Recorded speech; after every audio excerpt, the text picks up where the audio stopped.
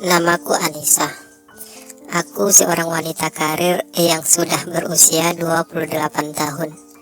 Aku bekerja sebagai seorang programmer dan ahli IT di sebuah perusahaan besar. Aku salah satu lulusan terbaik dari luar negeri.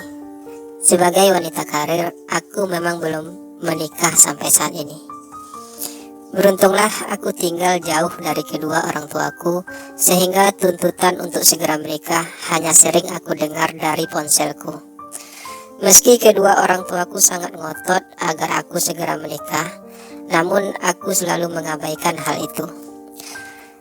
Masih banyak yang ingin aku gapai mah, ucapku suatu saat kepada ibuku melalui gawaiku.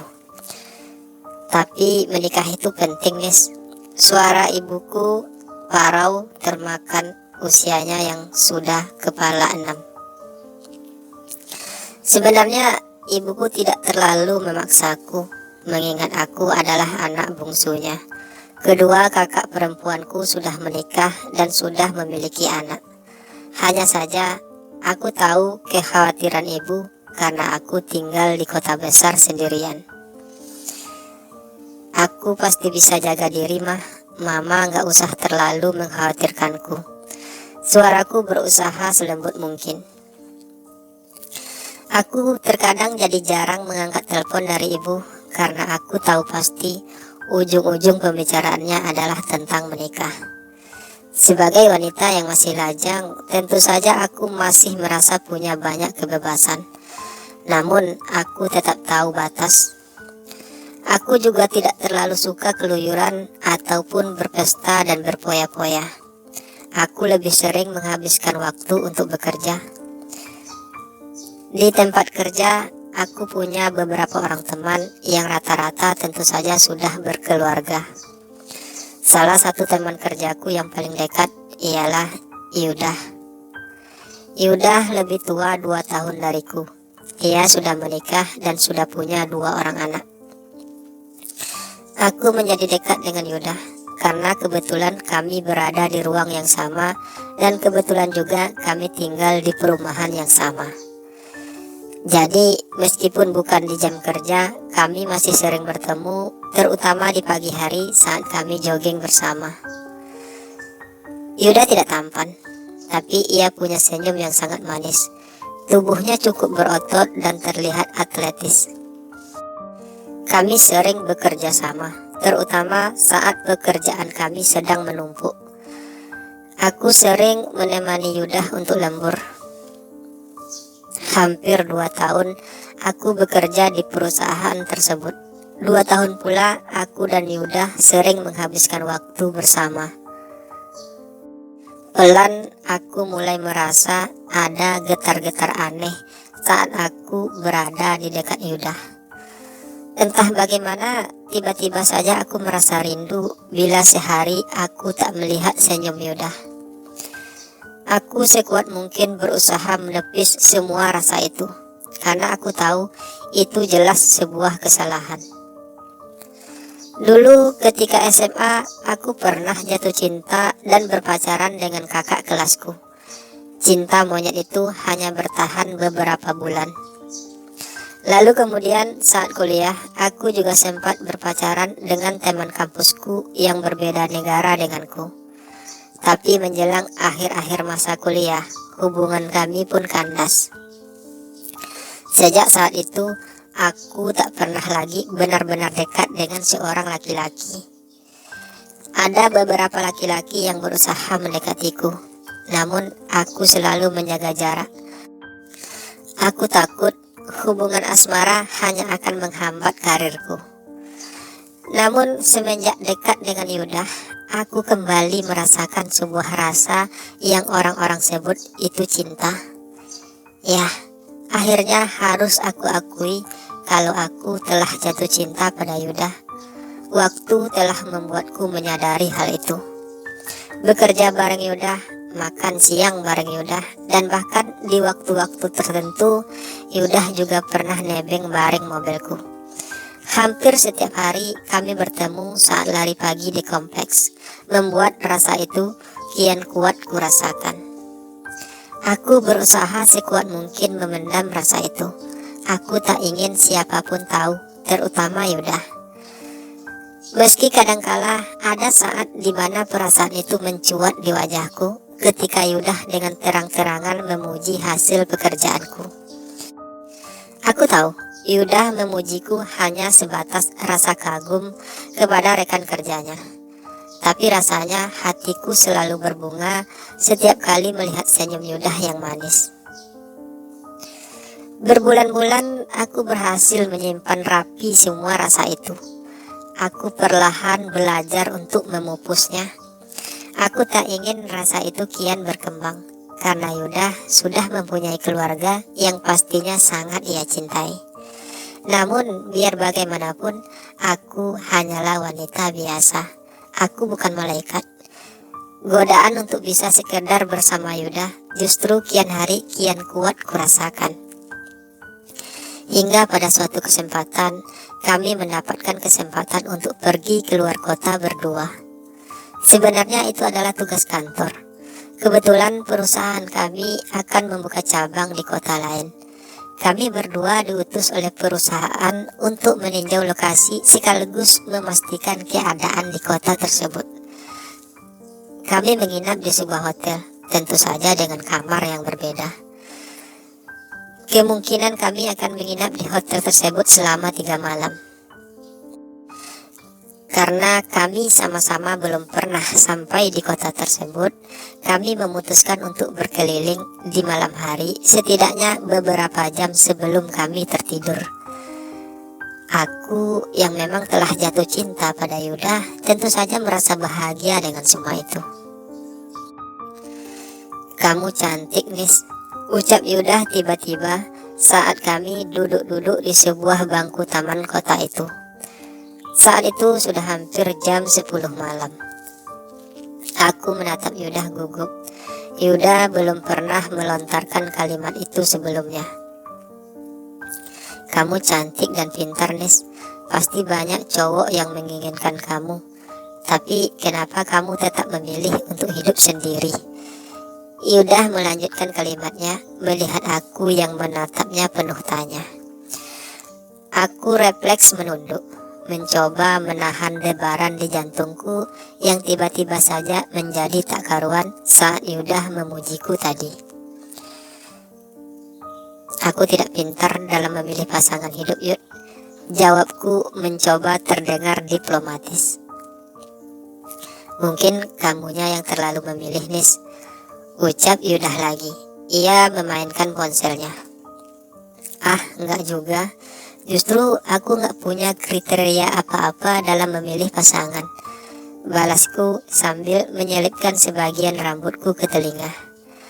Aku dapat melihat Yuda masih menatapku dengan mata teduhnya. Tiba-tiba ia menggeser duduknya mendekatiku. Jantungku semakin berdebar tak menentu. Aroma khas tubuh Yuda memenuhi rongga hidungku. Yuda duduk terlalu dekat. Tubuh kami hampir berdempetan. Aku tetap diam. Aku tak berniat untuk menghindar. Aku menikmati hal tersebut. Perasaanku yang sudah terlalu besar tumbuh di hatiku untuk Yuda mengajakku untuk tidak menghindari hal tersebut, meski seharusnya aku bisa menghindarinya. Angin berhembus lembut. Cahaya rembulan cukup menerangi kami malam itu. Aku beranikan diri menatap ke arah Yuda. Tiba-tiba saja aku melihat sosok Yuda yang begitu tampan di mataku. Yuda yang dulunya hanya terkesan biasa saja di mataku, entah mengapa terlihat menjadi lebih tampan dari biasanya. Mungkin itulah cinta. Ia bisa mengubah sesuatu yang biasa saja menjadi sesuatu yang luar biasa. Dan itu yang aku rasakan malam itu. Ada perasaan penuh harap yang aku rasakan saat itu. Aku berharap Yuda juga punya perasaan yang sama denganku. Namun di luar dugaanku, tiba-tiba Yuda meraih tanganku sambil ia tersenyum manis. Aku gemetaran. Aku ingin menarik tanganku lagi, namun sebagian hatiku yang lain justru menginginkannya. Aku sayang kamu, Nes. Pelan suara itu, namun mampu membuatku semakin merasa gugup. Meski aku sangat bahagia mendengar kalimat tersebut, namun aku sadar ada yang salah dengan semua itu. Aku tahu ini salah, Nes. Namun aku tak sanggup lagi memendam semua ini. Kebersamaan kita selama ini telah menumbuhkan sebuah rasa yang begitu besar di hatiku. Aku jatuh cinta padamu, Nes. Yuda berucap lagi. Tangannya terus menggenggam jemariku dengan lembut. Aku menarik tanganku segera. Aku tak ingin terlarut dengan suasana romantis itu. Aku juga mencintai Yuda, tapi Yuda punya istri dan anak. Akan begitu banyak hati yang akan tersakiti jika aku membiarkan semua itu terjadi. Maaf Yud, aku gak bisa. Aku gak mungkin menghancurkan kebahagiaan orang lain hanya untuk merebut kebahagiaanku sendiri. Aku berucap sambil sedikit menunduk. Aku hanya ingin memastikan, Nis, apa kamu juga mencintaiku? Yuda berucap tanpa mengalihkan tatapannya padaku. Apa bedanya, Yud? Apapun yang aku rasakan saat ini padamu, kita tetap tidak boleh melakukan ini. Jawabku lugas. Apa itu artinya sebenarnya kamu juga mencintaiku? Kalau begitu, kenapa kita tidak mencobanya, Nis? Kita coba jalani ini semua. Ucap Yuda kemudian. Untuk apa, Yud? Untuk apa kita mencobanya jika kita sudah tahu akhirnya seperti apa? Balasku lagi. Kali ini Yuda terdiam mendengar kalimatku. Aku memang mencintai kamu, Yud, tapi aku tak ingin memiliki sesuatu yang masih berada dalam genggaman orang lain. Aku melanjutkan dengan nada pelan. Aku akan melepaskan genggaman itu, Nis, andai saja kamu mau memberikan aku kesempatan. Yuda berucap juga kemudian. Jangan menjanjikan sesuatu yang kamu sendiri tidak yakin bisa melakukannya, Yud. Jelas semua itu tidak mudah, dan aku tidak ingin terjebak di dalam janji yang tidak bisa kamu penuhi. Ucapku lagi. Jadi, sebelum semua ini menjadi semakin rumit, lebih baik kita saling mundur, Yud, agar tidak ada hati yang akan terluka. Lanjutku lagi. Meski itu melukai hati kita berdua. Yuda berucap cepat. Tapi setidaknya ini tidaklah terlalu parah, Yud. Aku memang sakit saat menyadari kalau aku telah jatuh cinta kepada orang yang salah. Tapi akan lebih sakit lagi jika aku tetap ngotot untuk hidup bersama orang yang bukan ditakdirkan untukku. Kalimatku tertahan. Ada rasa perih yang aku rasakan saat mengucapkan kalimat barusan. Aku tahu cinta itu rumit, tapi tak pernah kusangka akan serumit ini. Mungkin memang sakit jika cinta bertepuk sebelah tangan, tapi jauh lebih sakit lagi saat kita saling jatuh cinta namun tak bisa untuk bersama. Sekuat mungkin aku menahan air mataku agar tidak tumpah. Rasanya begitu berat harus melepaskan kesempatan tersebut, tapi aku harus kuat. Aku tak ingin menghancurkan semuanya. Karirku, keluargaku, dan terutama istri dan anak Yuda. Aku tak pernah bermimpi untuk menjadi wanita yang merusak kebahagiaan wanita lainnya. Mungkin salahku yang telah membiarkan hatiku terlalu lama kosong, sehingga kehadiran Yuda sangat mudah merasuki kehampaan hatiku.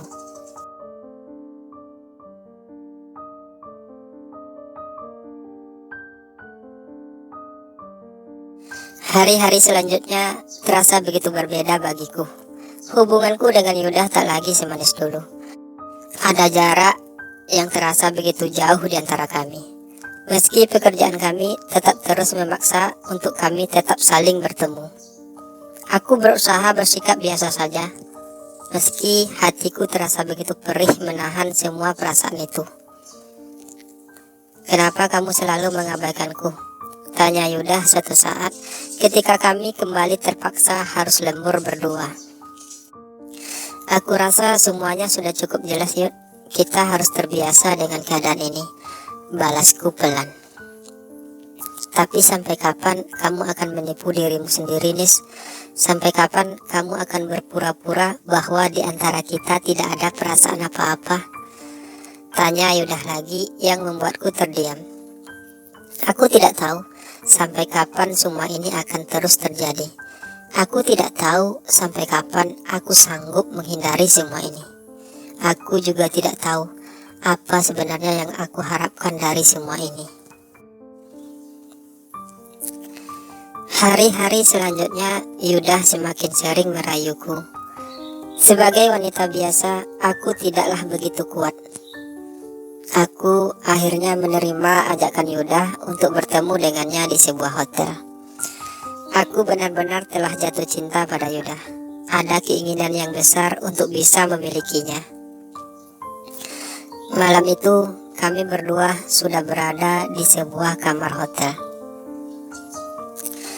Aku tak bisa lagi menahan keinginanku untuk bisa merasakan kehangatan Yudah. Apalagi Yudah begitu pandai membuatku terlena. Aku begitu terpesona melihat Yudah yang tanpa baju. Dadanya terlihat bidang dan kekar. Itu pertama kali aku melihatnya. Kami pun mulai bergumul bak sepasang suami istri. Aku serahkan seluruh jiwa ragaku pada Yudah malam itu. Pria yang selama ini selalu menghiasi fantasiku, kini berada dalam dekapanku. Rasanya begitu indah, sangat indah. Yudah berhasil membuaiku dalam lautan keindahan penuh warna. Hati kami menyatu, jiwa kami pun berpadu. Kami berusaha mencapai puncak bersama. Hingga akhirnya kami pun terhempas dalam sebuah rasa yang tak terkira. Aku merasa bahagia malam itu. Meski aku tahu itu semua adalah sebuah kesalahan. Tapi kami tidak menyesalinya karena kami melakukannya dengan penuh cinta. Sejak kejadian malam itu, kami semakin sering bertemu, kami semakin sering melakukannya. Hubungan rahasia kami terjalin dengan indah. Yudah selalu berhasil membuatku begitu menikmati hal tersebut bersamanya. Berbulan-bulan hal itu terjadi. Aku semakin terlena oleh keindahan cinta di antara kami. Namun, sesuatu yang busuk, sepandai apapun kami menyimpannya, akhirnya akan tercium juga. Istri Yudah akhirnya mengetahui hubungan kami. Berita tentang perselingkuhan kami pun menyebar begitu cepat, terutama di tempat kerja kami. Kami berdua pun mendapat skorsing dari perusahaan. Aku merasa terpukul dengan semua itu. Tapi semua sudah terjadi. Aku harus bisa menerima hukuman dari perbuatanku. Aku memutuskan untuk kembali ke kampung halamanku dan menerima perjodohanku dengan laki-laki pilihan orang tuaku. Tidak ada seorang pun dari pihak keluargaku yang tahu tentang kisahku dengan Yudah. Aku juga tidak tahu lagi bagaimana kabar Yudah selanjutnya. Meski Yudah berkali-kali coba menghubungiku, namun aku selalu mengabaikannya. Aku tak ingin bertemu dengan Yudah lagi. Aku tak ingin jatuh lebih dalam lagi. Aku memilih untuk mengubur semua impianku, semua karirku. Aku memilih untuk menjadi ibu rumah tangga bagi suamiku. Meski aku tidak pernah mencintai suamiku, namun setidaknya aku punya hak penuh akan dirinya. Aku akan belajar untuk mencintainya. Aku akan belajar jadi istri dan ibu yang baik untuk anak-anakku kelak. Yudah tidak tahu keberadaanku sekarang, karena selama berhubungan dengannya, aku memang tidak pernah cerita tentang keluargaku. Aku hanya berharap semoga Yudah tidak berpisah dengan istrinya. Semoga Yudah masih mampu mempertahankan rumah tangganya. Kisahku dengan Yudah adalah sebuah kesalahan, dan aku tidak akan pernah mengulanginya lagi. Akan kuhapus segala kenanganku bersama Yudah. Biarlah semua itu hanya menjadi sepenggal cerita di masa lalu.